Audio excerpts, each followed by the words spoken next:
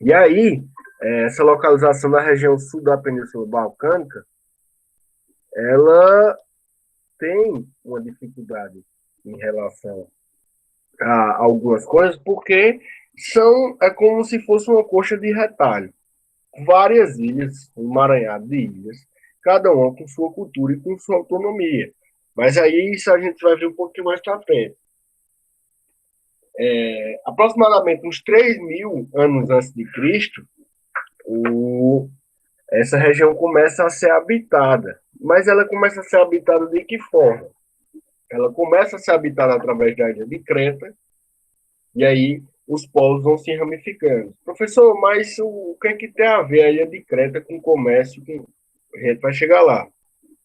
A ilha de Creta, ela consegue ser um porto, consegue ser uma rota de comércio em que tanto quem vinha do Egito tinha que passar para lá, quanto quem vinha da Mesopotâmia passava para o outro lado. Então, a ilha de Creta e, consequentemente, sua população, seu povo, começou a se desenvolver a partir daí com isso. Uma rota de comércio, uma rota onde gente passava toda hora, onde tinha um fluxo muito grande de pessoas, tende a se desenvolver principalmente no comércio. E aí esse comércio é o que vai explicar muita coisa em relação aos próximos capítulos dessa história da Grécia Antiga. E aí, vamos lá. A gente falou aí da localização e o comércio vai ser a principal fonte econômica e esse comércio vai ser feito por tudo que de criação de animais, de fornecimento de alimentos, de fornecimento de armas, de reabastecimento de frotas que iriam passando por ali. Esse comércio vai ser rico e rico por conta das possibilidades que os locais forneciam. Até porque, pensem comigo, um emaranhado de ilhas, apesar de estarem na mesma região e terem condições semelhantes, digamos assim, mas cada ilha vai ter uma necessidade diferente, mediante a população que estiver habitando lá, a cultura, o cotidiano, e enfim. E aí a gente vai observar uma das primeiras formações que como é, vão dar couro, digamos assim, vão dar pano para manga para a gente começar a pensar esse contexto da Grécia Antiga, que vai ser justamente os genos. E aí, quem eram os genos? Os genos. Os genos eram associações comerciais familiares em que eles plantavam e eles viviam ali daquele grande sítio, digamos assim, daquela subsistência familiar, mas os genos, ali entre 2 e 3 mil anos antes de Cristo, já tinham um caráter patriarcal. E aí prestem atenção e fixem isso na mente. Esse caráter patriarcal que os genos vai exercer, ele vai ter influência na nossa sociedade ocidental até hoje.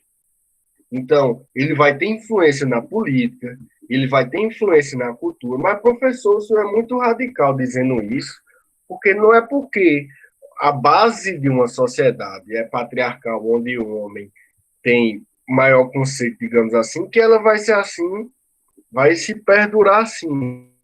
Mas, infelizmente, uma coisa que começou na pré-história da antiguidade grega com os gênios, ela se perpetuou e chegou a condições inaceitáveis aos olhares de hoje, para não ser anacrônico, mas chegou aos limites onde a mulher era apenas para reprodução. E a gente vai ver isso em algumas sociedades. Então, esses gênios que eram grupos familiares que criavam e plantavam para a sua subsistência, e aí acabavam comerciando também algo dos produtos que eles manuseavam. Beleza? Depois dessa lapidação dos gêneros, digamos assim, as cidades-estados vão se formando. Bom dia, Nádia. E com as cidades-estados se formando, cada povo vai ocupar uma parte daquela, os alqueus, os jônios, os dórios, e aí a sociedade vai acabar se desenvolvendo depois de alguns períodos, mas o caráter de povoação de cada ilha vai se mostrar incisivo a partir do momento que a cultura daquele povo vai sendo exposta. Então, por exemplo, essa cultura, por que a cultura, e é tão rico estudar a Grécia Antiga? Porque é uma mistura de povos egípcios, com mesopotâmios, com sírios, toda aquela Euroásia ou aquela Indoásia, ali daquele centro, vai permear e vai passar por aquelas Antilhas. Então, a gente vai observar que a formação das cidades-estados não é nada mais do que a lapidação de cada cultura e de cada domínio em cada ilha, por ali. Só que aí, essas cidades-estados vão dar pano para manga e vão dar um contexto interessante para que surja o período helenístico. E aí, 2000 anos antes de Cristo, já 1000 anos depois dessa povoação, e aí a povoação que a gente tem também, a povoação que a gente tem, que a gente estuda, o que a gente tem relato. Porque, só um parêntese aqui, esses dias eu me peguei lendo um livro que se chama 1499, o Brasil antes da descoberta. E aí fala e relata um pouco da pré-história no Brasil, dos animais, dos grupos aqui que viviam e tal, e tal, e tal. Então, a gente é acostumado a ter a ideia de, pá, chegou 1500, Pedro Alonso Cabral chega, o Colombo chega em 1492 em Cuba, nas Américas, a gente vê uma parcela mínima do que foi a vida indígena, e índio tem que morrer, enfim, brincadeiras à parte, no contexto, no seu dado contexto, mas a gente é acostumado a não pensar literalmente no que veio antes de nós. E aí a humanidade vai ter os primeiros relatos ali 12, 10 mil anos atrás, mas o relato aqui do nosso estudo começa há 3.000 anos atrás. E há 2.000 anos com a povoação, aí vem os gêneros, vem os patriarcas, vem as cidades-estados, e a gente vai chegar no período helenístico, que é um período de suma importância para que a gente se ressignifique na nossa própria cultura. Porque de lá vai sair filosofia, de lá vai sair muitas escritas, de lá vai sair teatro, de lá vai sair arte. Vamos lá. O período helenístico ele vai ser marcado pelo domínio macedônico. Então, o que acontece? A partir do domínio macedônico, algumas séries de reis vão passar por esse domínio até chegar em Alexandre Magno, o Alexandre o Grande da época, não é aquele de Roma. E aí, com a chegada de Alexandre Magno, é onde as culturas vão se miscigenar mais ainda. Por quê? Porque a expansão, e aí eu venho falar em expansão agora, que eu não tinha falado antes, em algumas dessas Antilhas, o solo não era fértil. Então você chegava numa ilha, você caçava o que tinha para caçar, você comia o que tinha para comer, mas depois você teria que viver uma vida semi-nômade, digamos assim, porque ali não para você começar a povoar do zero e para você sobreviver naquele contexto seria muito difícil. Então, o que prejudicava e o que estimulava a expansão do grego antigo, muitas vezes era você tentar povoar um local que era inóspito. Então, isso acontecia com muita frequência. E aí, depois que se criou essa cultura de expansão, a gente vai observar muita coisa até chegar em Alexandre Magno. E Alexandre Magno, já olha o salto que dá na história para que a gente possa pegar os fatos mais importantes. Alexandre Magno, ele tem seu reinado de 333 a 323 a.C., por isso que é crescente. E aí, ele conquista, ele expande um império que até o presente momento não tinha se visto nenhum tão grande. Ele domina desde o Egito até a Mesopotâmia, da Síria até a Pérsia. chegando pela Índia também. E isso faz com que, indiretamente, as culturas se mesclem. E aí eu vou dar um passo à frente só para exemplificar.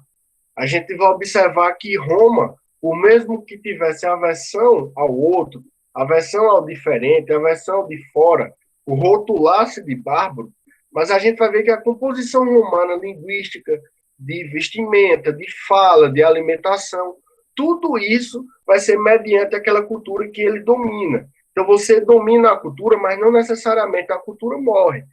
E aí Roma, e eu cito Roma porque Roma era uma cultura que era muito etnocentrista, ele queria se sobrepor a outra, mas mesmo diante disso, indiretamente, mesmo ela não querendo, ela acabava absorvendo parte da cultura daquele povo que ela dominasse.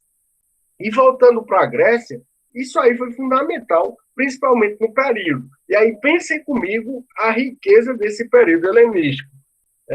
Um dos primeiros fatores que a gente pode observar é a preocupação com o corpo.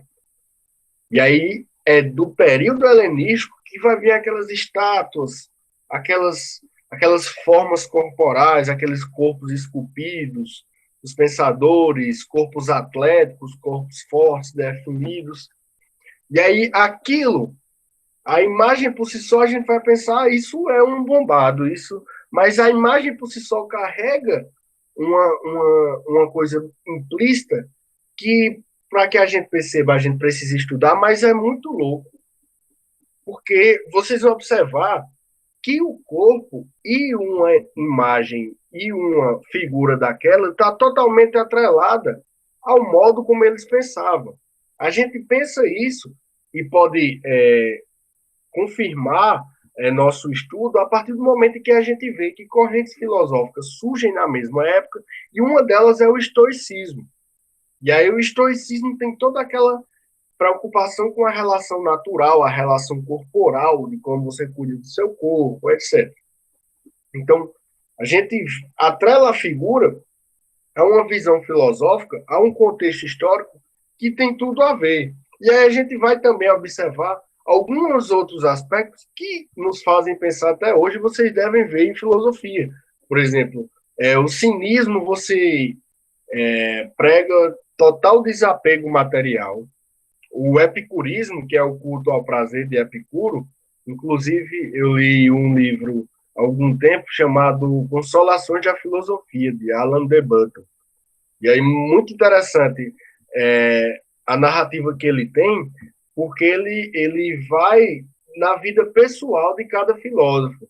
E Epicuro era muito guloso, e ele comia, e quando não aguentava mais, ele vomitava, só para aguentar comer de novo. Então, esse epicurismo é o culto ao prazer, você coloca o seu prazer acima de tudo. Tem gente que acha interessante, tem gente que não. É um contexto. E aí a gente vai chegar também no ceticismo, que muitas vezes, fulano de tal é muito sério. E seria o que seria moldado hoje o crer para ver, que é a dúvida constante de qualquer fato ou qualquer prosa que nos é apresentado. Beleza? E aí, passando desse contexto, desse período helenístico, a gente vai ver duas figuras cruciais para o entendimento do assunto, que é Esparta e Atenas. E aí, eu vou falar um pouco de cada cidade para poder falar das guerras. Vocês estão calados, estão me escutando? Algum comentário? Não, tá tudo bem. Estão entendendo mesmo? Sim. Então vamos lá. A gente vai chegar aqui em Esparta, e Esparta também há muitas curiosidades sobre o contexto até sexual da sociedade, porque Esparta valorizava muito a educação militar. Os homens eram para a guerra e assuntos públicos, e as mulheres apenas para procriar. E aí, quando a gente vê o conceito de mulher e procriação, professor, mas não pode estar implícito, não. Pode, mas a gente vai chegar lá.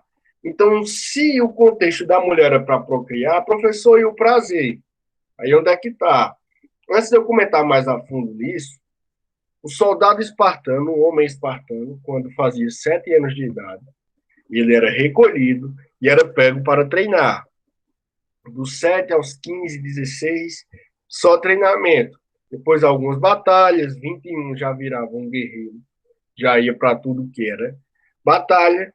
E se ele sobrevivesse a essas guerras, aos 35 anos de idade, é que ele poderia viver uma vida de ancião, digamos assim. Hoje, 35 a gente acha muito novo, mas para a época que a expectativa de vida não passava dos 42, já era um ancião. Ele entra com 7, se sobreviver, pode sair aos 35 para resolver assuntos públicos, exercer outras carreiras, etc. E assim vai. E aí, falando biologicamente, durante esse período, você vai passar pelo período da sair ali da infância, vai passar pela puberdade, pela adolescência, juventude até chegar na idade adulta. E aí você vai passar todo esse ciclo sem ter contato com uma pessoa do seu sexo oposto. Mas seus hormônios vão estar à flor da pele e suas necessidades vão aflorar também. Então, por exemplo, o conceito de pederastia, que vem dessa época também, da transferência de sabedoria do homem mais velho do homem mais novo através do sexo, tem até um professor meu da faculdade que ele tirava a maior onda com isso, dizendo que a pederastia era uma desculpa para exercer a homossexualidade. Enfim, tirações de onda à parte. Se você passa por um processo como esse, você fica muito vulnerável e muito suscetível a saciar suas necessidades com qualquer pessoa que esteja ao seu redor.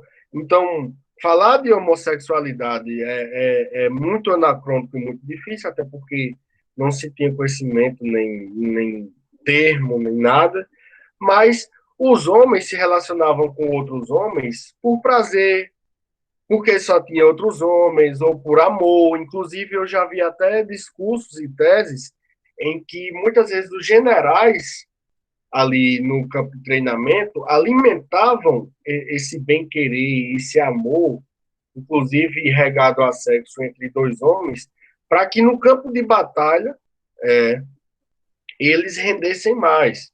Porque, por exemplo, se você vai para uma guerra com sua namorada, ou seu namorado, ou alguém que você goste, que possui um relacionamento do lado, é lógico que você vai matar e morrer por aquela pessoa e vice-versa. Então, também era uma tática de guerra para que os soldados lutassem cada vez mais com força, enfim, com raça.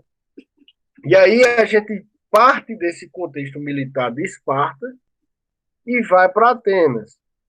E aí Atenas era o berço da democracia, Atenas era o berço da cordialidade, tudo era se resolvido, tinham muitos intelectuais, a filosofia reinava, as perguntas reinavam, perguntas e respostas, enfim. E aí, saindo de uma sociedade que não era só músculo, digamos assim, de Esparta, mas que valorizava muito esse contexto militar, a gente parte para Atenas e a maior problemática, a maior crítica de Atenas é justamente como é que eu posso falar? É justamente expor o mito da democracia grega.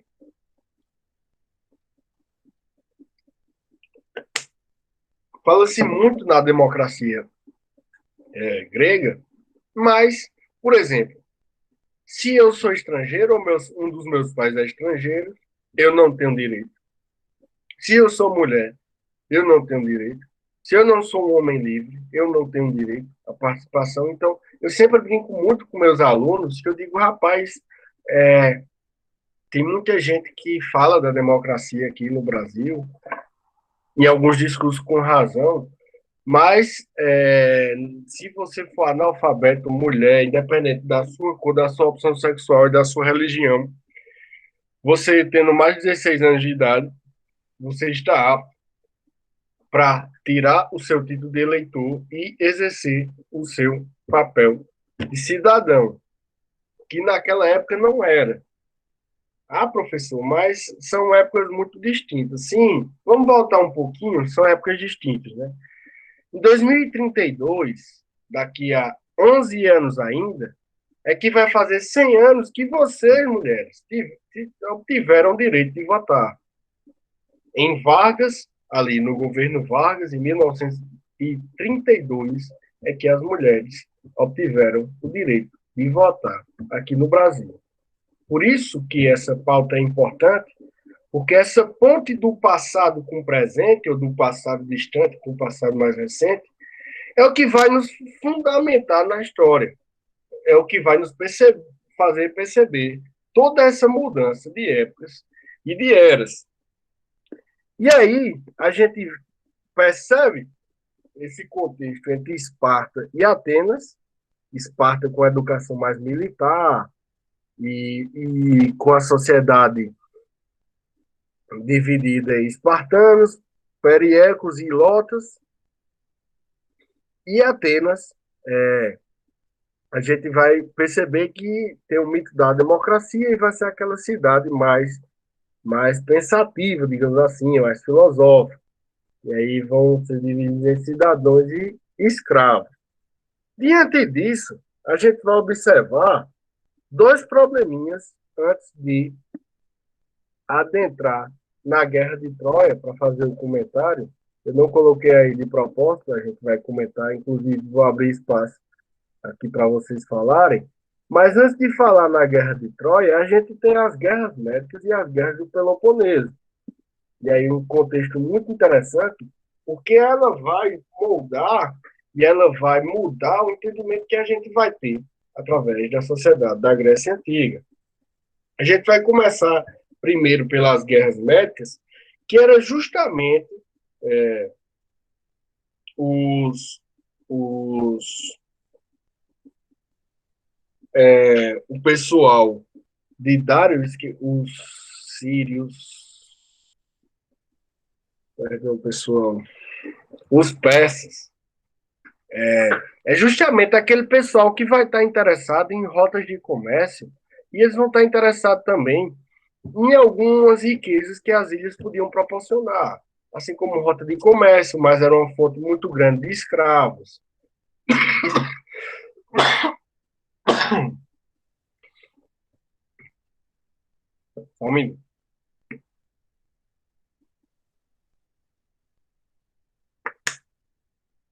Eram cidades guerreiras que tinham muito potencial, principalmente de expansão. E aí, os persas tentam invadir alguns territórios gregos. E as guerras médicas podem ser divididas em duas etapas. A primeira com Dário e a segunda com Xerxes.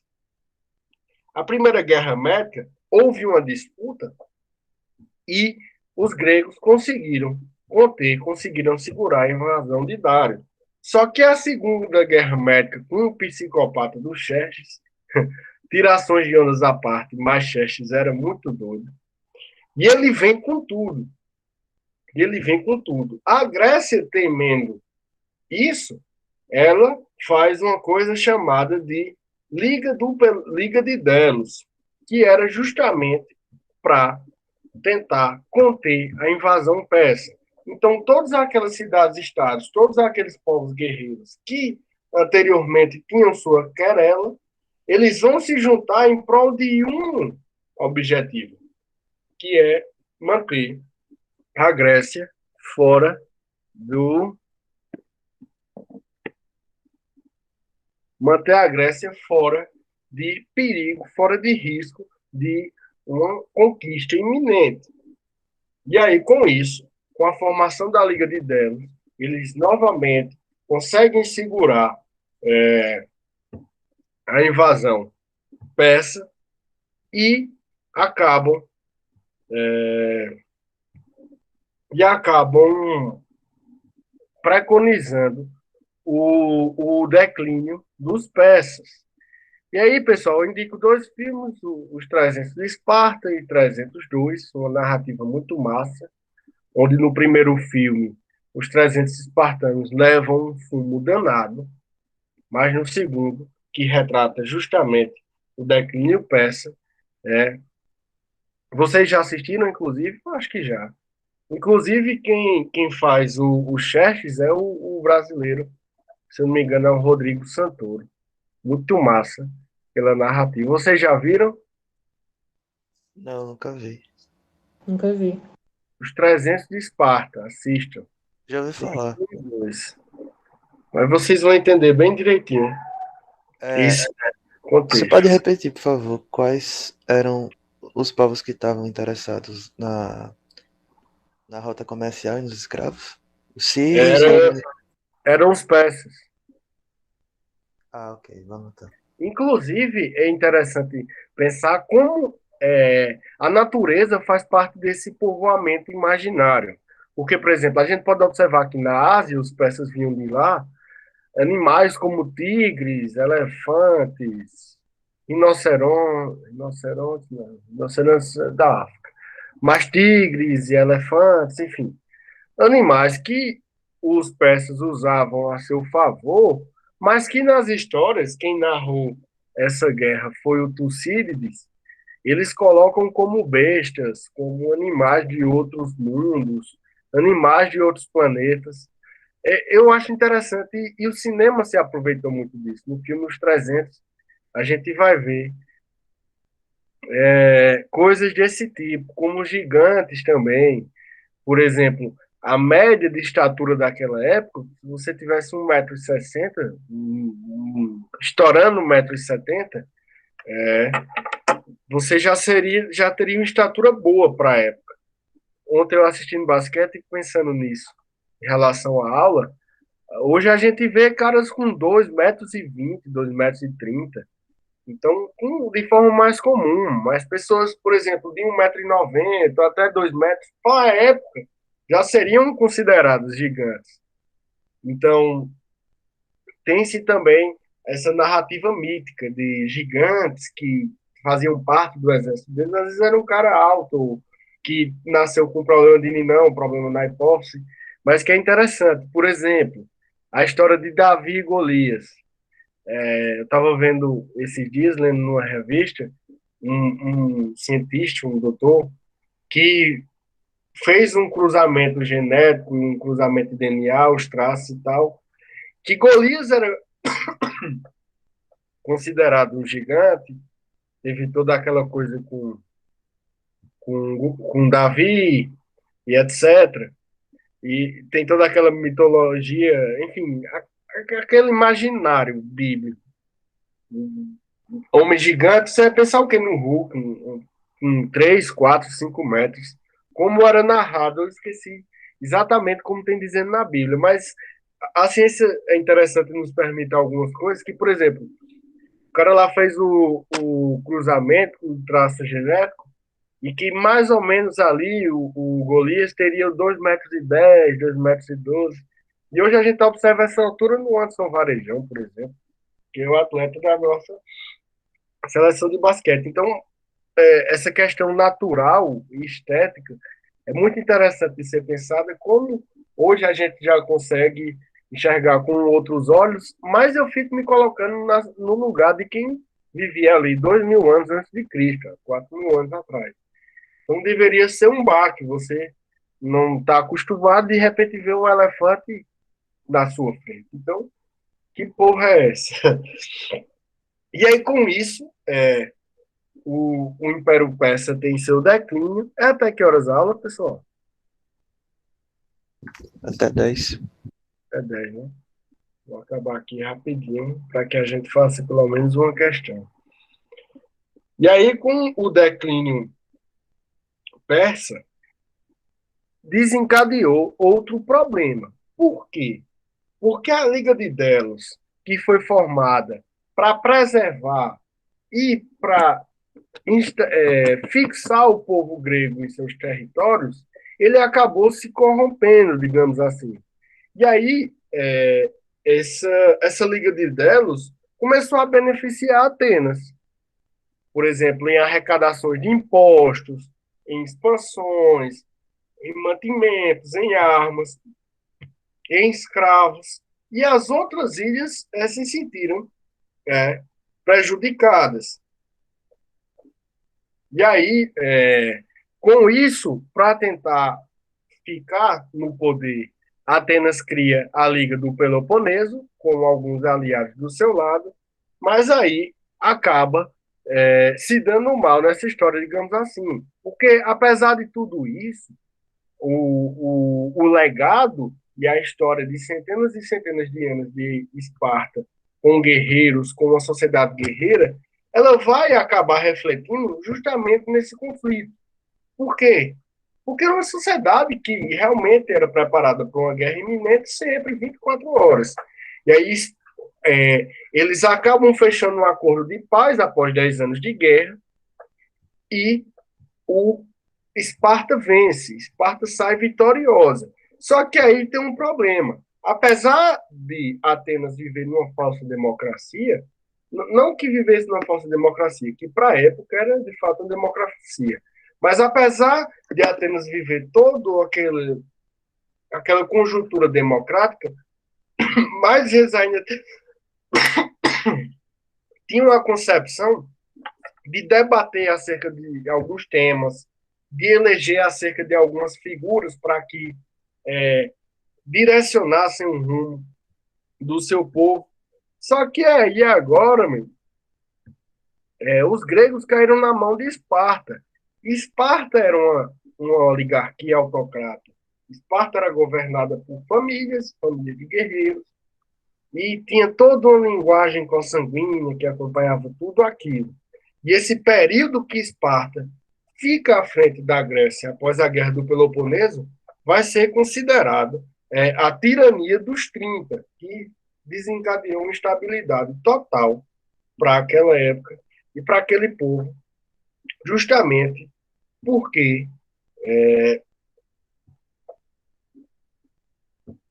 eles eram desunidos e guerreavam entre si, mas é a partir do momento em que um toma a frente e acaba se sobrepondo aos outros, aí está o problema. E aí, como vocês já ouviram falar na Guerra de Troia? Já assistiram o filme Troia? Só pelo nome mesmo. Eu ia falar só por cima, mas vamos fazer o seguinte: vamos usar esses 10 minutos aqui para a gente resolver questões. E aí, na próxima aula, eu dou Guerra de Troia e a gente resolve o máximo de questões possíveis. Pode ser? Pode ser? Pode ser. Pronto. Porque eu ia falar só por cima, mas falar de algo assim importante em apenas 5 minutos não. Coloquem na atividade aí, por favor.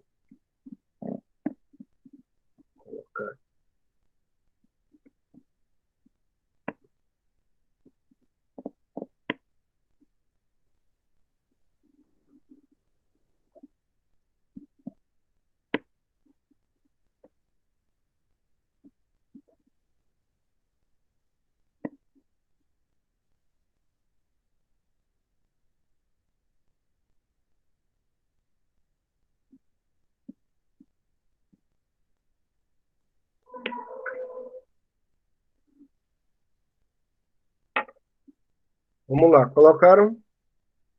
Sim. Sim. Primeira questão do Enem, 2012. Mirem-se no exemplo daquelas mulheres de Atenas. Vivem para os seus maridos. Ou melhor, vou dar 5 minutos para vocês, 6 minutos, para que vocês respondam a um, a dois e a três. Pode ser? Pode ser. Vou lançar esse desafio aí. No Enem vocês vão ter 3 minutos para responder cada questão. Hoje vocês vão ter dois. Daqui a 6 minutos a gente começa. Beleza? Ok. Estou esperando.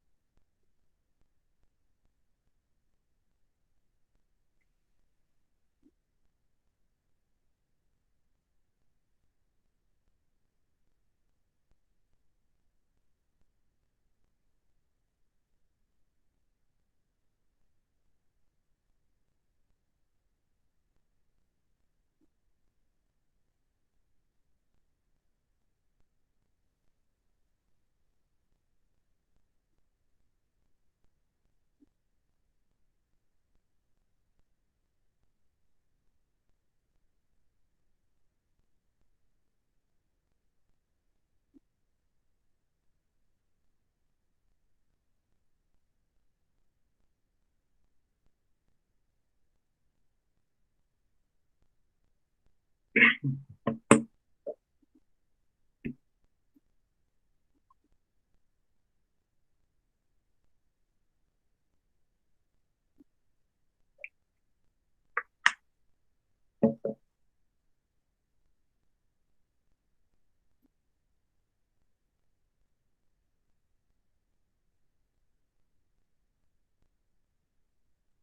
próxima aula é de quem, pessoal?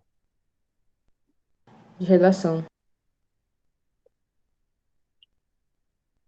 Então, porque faltam 5 minutos para as 10.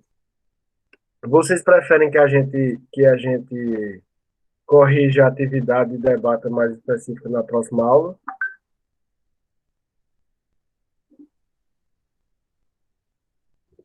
Pode ser. Aqui no meu relógio faltam 7 minutos ainda. Faltam 7 ainda. Então, Gabriel, faz o seguinte: quando faltar 5 minutos, me avisa que a gente responde. E quando acabar, tu me avisa também, por favor. Aviso sim.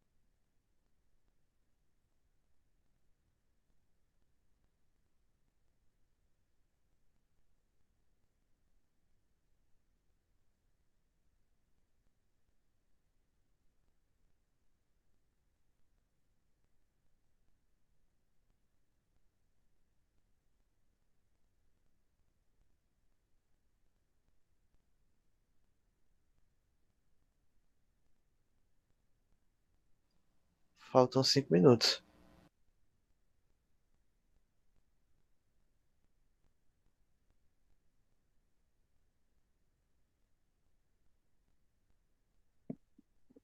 Pronto, vamos lá. Deu para responder quantas? Eu respondi as duas primeiras e a terceira eu fiquei com dúvida, mas deu pra ler. Eu Pronto. respondi todas até agora. Pronto. Então, vamos lá. Vocês marcaram o que na primeira? Marquei a B. Marquei a C. Quem marcou a C? A C, quer dizer, desculpa. Eu marquei a C. Muito bom. E aí, vamos lá. Mire-se no exemplo daquelas mulheres de Atenas, vivem para os seus maridos, orgulho e raça de Atenas. Uma música bem conhecida do Chico Buarque. E aí a questão traz, os versos da composição remetem à condição das mulheres na Grécia Antiga, caracterizada naquela época em razão. E aí essa questão iria ser considerada fácil, mas traz uma problemática interessante, porque a gente vai ver a submissão total das mulheres, não só em Atenas ou em Esparta, mas bem como em quase toda a Grécia. E aí, pessoal, vocês lembram daquilo que eu comentei com vocês logo no início? Quais foram as primeiras formações antes das cidades-estados? Quais foram as primeiras formações de economia de subsistência familiar nas ilhotas gregas? Vocês lembram? Os gênios. E aí está a importância de eu ter falado dos gênios como uma formação patriarca, porque já na sua base, já na sua formação, a mulher não tinha participação ativa em nada, a não ser na reprodução. E aí isso vai ser muito visível com o passar dos anos na lapidação da sociedade.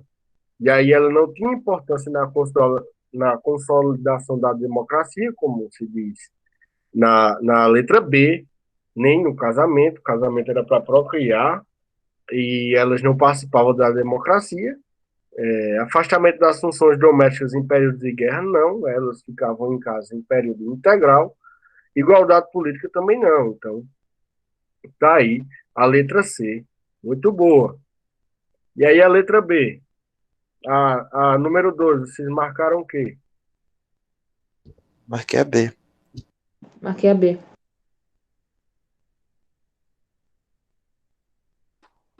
E o resto? Vamos lá. Faltam 2 minutinhos, vai dar para fazer essa.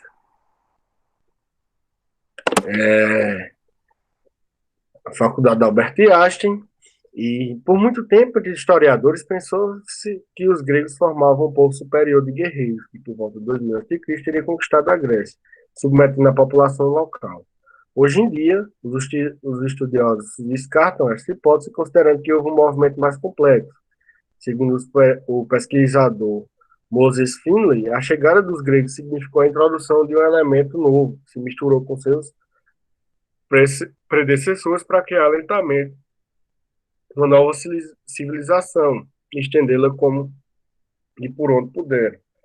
Pedro Paulo Funari, Grécia e Roma, 2001. Eu tenho esse livro aqui, é muito interessante. Um livrinho pequeno, mas muito interessante.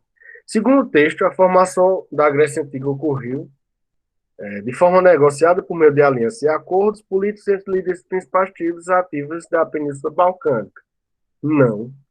A letra C, de forma planejada pela expansão militar dos povos nativos da Península Balcânica sobre territórios controlados por grupos bárbaros. Também não. De forma violenta com a submissão de habitantes originários da Península Balcânica, conquistadores recém-chegados do norte. Também não. De forma gradual, a partir da integração dos povos provenientes de outras regiões, com habitantes da parte sul da Península Balcânica. Beleza? Então, muito bom, acertaram as duas. Domingo que vem a gente vem com Guerra de Troia, continua o exercício. E aí, na aula seguinte, daqui a 15 dias, a gente começa com Roma. Beleza? Tudo certo. Ok. Gostaram da aula? Foi Qualquer ótimo. Sim. coisa, viu? Se precisarem, se quiserem que eu melhore algo, podem mandar brasa. Beleza? Vou só falar aqui, dizer ao Rony que eu vou sair para a próxima professora entrar. Quem é a professora de redação?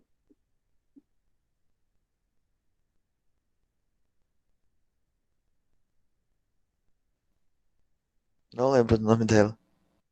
Acho que é Gleice.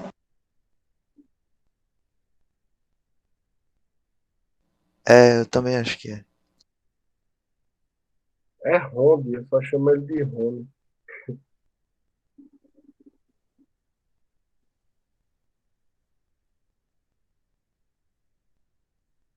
Pois até domingo, pessoal. Se cuidem. E hoje, se não forem fazer nada, ou quando tiverem um tempo livre, quem tiver acesso aí, seria importante. Tanto o filme Troia quanto os 300, como os 300 espartanos. O primeiro e o segundo filme. Beleza? Pois, valeu Beleza. aí. Tchau, pessoal. Obrigada.